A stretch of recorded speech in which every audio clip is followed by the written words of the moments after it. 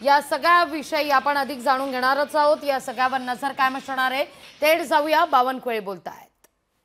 त्यामध्ये गुंजला पाहिजे, पण याचा अर्थ असा स्थानिक लेवलला वाद करून भाषामध्ये वाद करणं काही योग्य नाही। काँग्रेसचे प्रदेशाध्यक्ष हर्षवर्धन मराठी संदर्भातच आहे, कारण की एकीकडे मराठी भाषा वाढविण्यासाठी प्रयत्न केले जातात, दुसरीकडे शाळेमध्ये मराठी भाषेबरोबर आता हिंदी भाषा देखील कंपल्सरी केली जाते।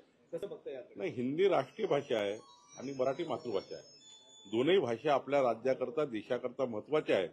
त्यामुळे मराठी ही प्रथम आहे, हिंदीला राष्ट्रभाषा आहे, त्यामुळे दोन्ही भाषेचा उपयोग हा प्रत्येक शाळेत झाला पाहिजे।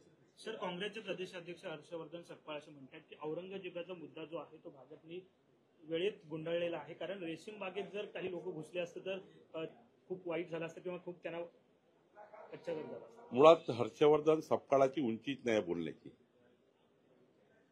काहीतरी काँग्रेस पक्षामध्ये काय झालं मला कळत नाही। मला काही त्यांच्या पक्षाच्या नियुक्तीबद्दल बोलायचं नाहीये।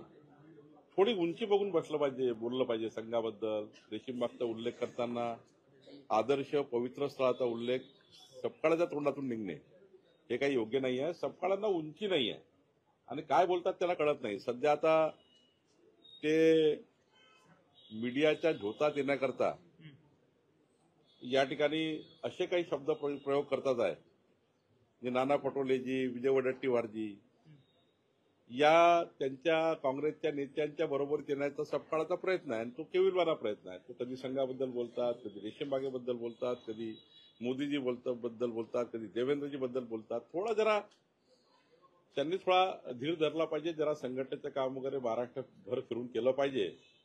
पहिला तर त्यांना हे केलं पाहिजे की त्यांच्या महाराष्ट्रातले काँग्रेस पक्षाचे वेगवेगळे जे तोंड आहेत त्यांनी जरी एकत्र आणले तरी भरपूर आहे। कशाला दुसऱ्या पार्टीवर बोलता? आपल्या पार्टीला सांभाळा ना।